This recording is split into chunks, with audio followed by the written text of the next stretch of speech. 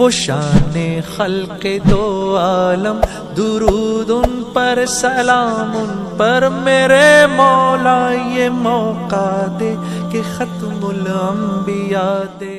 کہ میں ابا جان کے ساتھ یہ حال ہوا ہے، یہ ہاتھ میں مٹی کا پیالہ پانی بھرا لے کر پہنچتی ہے، اپنے ابا کی صورت کو دیکھ کر اپنے باپ سے لپٹ جاتی ہے، اور اپنے معصوم ہاتھوں سے، اپنے دوپٹے سے اپنے باپ کا چہرہ پوچھتی ہے اور روتی ہے اور پوچھتی ہے ابا سے، ابا جان یہ مکے والے آپ کو کیوں مارتے ہیں؟ ابا یہ آپ کے ساتھ یہ حال کس نے کیا؟ ابا جان آپ کے کپڑے کس نے پھاڑے ہیں؟ ابا آپ کے چہرے پر کس نے تھوکا ہے؟ ابا آپ نے ان مکے والوں کا کیا کیا ہے جو یہ آپ کو مارتے ہیں، آپ کو ستاتے ہیں؟ بیٹی کو روتا ہوا دیکھ کر باپ نے بھی رونے شروع کر دیا، باپ بھی روئے جا رہا ہے اور بیٹی بھی روئے جا رہی ہے۔ آخر میں اللہ کے نبی صلی اللہ علیہ وسلم نے اپنی بیٹی کے آنسو پوچھے اور کہا بیٹی تو اپنے باپ کی فکر نہ کر، بیٹی تو اپنے باپ کا غم نہ کر، بیٹی تیرے باپ کا لایا ہوا دین خدا ایک نہ ایک دن ہر کچے پکے مکان میں داخل کر کے چھوڑے گا، کوئی عزت کے ساتھ قبول کرتا ہے تو عزت سے، ورنہ ذلیل ہو کر اس کو یہیں پر آنا پڑتا۔ بزرگوں بڑی تکلیفوں کے بعد یہ دین اللہ نے ہم تک پہنچایا ہے، اب یہ ہم سب کی ذمہ داری ہے، اس لیے کہ آج امت نے اس کام کو کام نہیں سمجھا، آج امت نے اس کام کو کام نہیں بنایا۔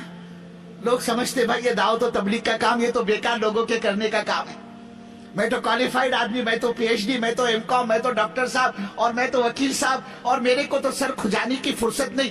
اللہ کی قسم، اللہ کی قسم، اللہ کی نگاہ میں سب سے بڑا مجرم وہی ہے جو اللہ کے دین سے اپنی جان بچاتا ہو، سب سے بڑا مجرم ہے۔ آج ہمارے پاس وقت نہیں مسلمان کے لیے بول، مسلمان کے لیے جملے، حالانکہ اس امت کا ایک ایک فرد اللہ کے دین کا ذمہ دار ہے۔ کل قیامت میں چاہے ایم کام ہو، چاہے ایل ایل بی ہو، چاہے پی ایچ ڈی ہو، چاہے صدر صاحب ہو، چاہے گورنر صاحب ہو، چاہے وکیل صاحب ہو، چاہے مفتی صاحب ہو، چاہے مولوی صاحب ہو، چاہے بزرگ ہو، وہ ڈاکٹر ہو، چاہے انجینئر ہو، چاہے وہ مونگ پھلی بیچنے والا ہو، چاہے وہ ٹیکسی چلانے والا ہو، چاہے وہ سبزی ترکاری کا تھیلا لگانے والا ہو، کل قیامت میں اللہ کا ہاتھ ہوگا، اس کا گریبان ہوگا، اور اللہ اس سے پوچھیں گے ہمارے نبی کی دھجیاں اڑائی گئی، ہمارے نبی نے تکلیفیں برداشت کی، تم اپنے کو نبی کا عاشق، نبی کا امتی بتلاتے ہو، ذرا یہ تو بتلاؤ تم نے نبی صلی اللہ علیہ وسلم کے دین کے لیے کیا کیا؟ پھر اللہ کا جواب دینا بھاری ہو جائے گا۔ آج امت کا حال یہ ہے، امت شراب پینے کو گناہ سمجھتی ہے، امت منہ کالا کرنے کو زنا کو گناہ سمجھتی ہے، امت حرام کمائی کرنے کو گناہ سمجھتی ہے، امت دعوت کی محنت کو چھوڑنے کو گناہ نہیں سمجھتی، حالانکہ سب سے بڑا گناہ، سب سے بڑا جرم عظیم دعوت کی محنت کو چھوڑنا ہے۔ امت نے اس کو گناہ ہی نہیں سمجھا، زنا کو گناہ سمجھتی ہے، منہ کالا کرنے کو گناہ سمجھتی ہے، شراب نوشی کو امت گناہ سمجھتی ہے، دعوت کی محنت کو چھوڑنے کو گناہ نہیں سمجھتی۔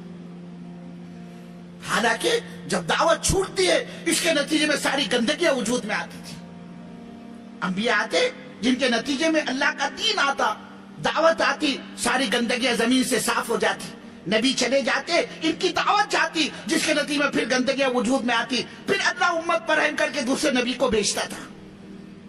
تو پتہ چلا یہ دعوت اس امت کا وظیفہ حیات ہے۔ کوئی مائیکل آج یہ نہیں کہہ سکتا میرے کو اس کی ضرورت نہیں، کل قیامت میں اللہ ایک ایک سے پوچھے گا۔ یہی وجہ بزرگوں عمر فاروق رضی اللہ تعالیٰ عنہ کے بارے میں آتا ہے، بے ایمان کا جنازہ گزرتا ہوا دیکھ کر امیر المؤمنین گورنر صاحب دھاڑے مار کر رونا شروع کر دیتے۔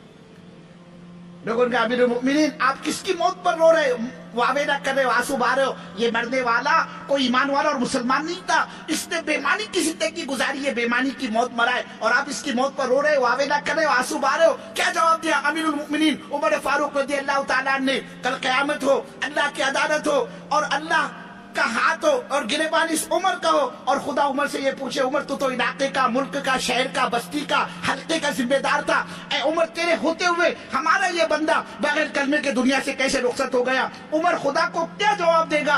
ارے بزرگوں آج مسلمان بے ایمانی کی موت مر رہا ہے، کہ اللہ کل قیامت میں میرے سے اور آپ سے پوچھے گا نہیں؟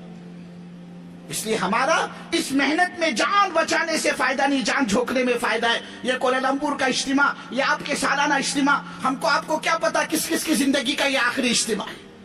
کتنے تھے گزشتہ سال اجتماع کے اندر، آج وہ اپنی قبروں میں آہے بھر رہے ہیں، ہم کو تم کو کیا پتا یہ اس سال کا کتنوں کا آخری اجتماع ہے. آئندہ اجتماع سے پہلے ہمارے تمہارے بسترے ٹھکانے لگ چکے ہو گے. اللہ ہی بہتر جانتا ہے. اس لیے بزرگوں اب تک کے غفلت اور سستی اور کوتاہی کو اللہ معاف فرمائے اور یہ پورا مجمع طے کر لے انشاءاللہ اس دعوت کی مبارک محنت کو ہم زندگی کا مقصد بنائیں گے اور موت تک اس کام میں اپنے کو لگائے رکھیں گے. ایک طرف تو نیت کرنی ہے اور دوسری طرف اس کا اظہار کہ زندگی کا کوئی بھروسہ نہیں اور روزی کا مالک اللہ ہے. روزی کا مالک اللہ ہے. ایک آدمی صبح سے لے کر شام تک گاڑے مٹی کا کام کرتا ہے. اللہ اس کے مقدر کی دو بوٹی اس کو دیتا ہے. بزرگوں ہم تم حضرت محمد صلی اللہ علیہ وسلم کے دین کا کام کریں گے. اللہ میرے کو تم کو کیسے بھوکا مارے گا؟ اللہ کی کوئی غیرت ہے نہیں. اور سب سے بڑی غیرت اللہ کی ہے. کچھ نہیں تھا صحابہ کے پاس میں اپنی غربت کو اللہ کے دین پر لگایا. اللہ نے دنیا میں اتنا دیا پھاوڑوں سے سونا کاٹ کاٹ کے تقسیم کیا ہے. صحابہ نے پھاوڑوں سے اپنی ذلت کو اللہ کے دین پر لگایا. اللہ نے دنیا میں ایسی عزت دی جن سے بکریاں نہیں چرائی جاتی تھی. اللہ نے ملکوں کے گورنر یا ان کے قدموں میں ڈاکے ڈالے.